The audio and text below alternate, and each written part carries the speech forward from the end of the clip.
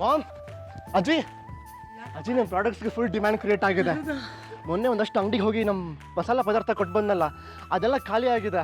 Customers ಮತ್ತೆ ಮತ್ತೆ ಬಂದು ನಮಗೆ ಜಾಸ್ತಿ ಪ್ರಾಡಕ್ಟ್ಸ್ ಬೇಕು ಅಂತ ಕೇಳ್ತಿದಾರಂತೆ. ಹೌದು ಅಜ್ಜಿ, ಆ ಪ್ರಾಡಕ್ಟ್ಸ್ ಖಾಲಿ ಆಗಿದೆ. ಬೇರೆ ಕಂಪ್ನಿ ಪ್ರಾಡಕ್ಟ್ಸ್ ತಗೊಳ್ಳಿ ಅಂದ್ರೆ ಯಾರು ಕೇಳ್ತಾನೆ ಇಲ್ಲ. ನಾನು ಕಣ್ಣಾರೆ ನೋಡಿದೆ ಅಜ್ಜಿ. ನಮ್ಮ ಪ್ರಯತ್ನಕ್ಕೆ ಪ್ರತಿಫಲ ಸಿಕ್ತು. ಅಷ್ಟೇ ಅಲ್ಲ ಮಾಮ್, 4-5 ಅಂಗಡಿಯವ್ರು ಕೊಡಬೇಕಾಗಿದ್ದ ಬ್ಯಾಲೆನ್ಸ್ ಅಮೌಂಟ್ನ ಕೊಟ್ಟು ಇನ್ನೂ ಜಾಸ್ತಿ ಬೇಕು ಅಂತ ಅಡ್ವಾನ್ಸ್ ಅಮೌಂಟ್ ಕೂಡ ಕೊಟ್ಟಿದ್ದಾರೆ.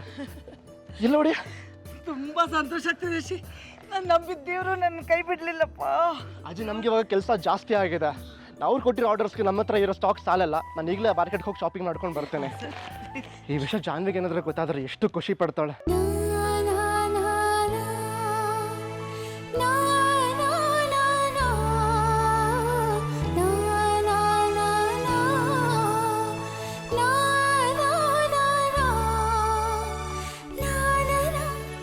ಮಾರ್ಕೆಟಿಂದ ಏನು ತರಬೇಕು ಅಂತ ಲಿಸ್ಟ್ ಮಾಡಿ.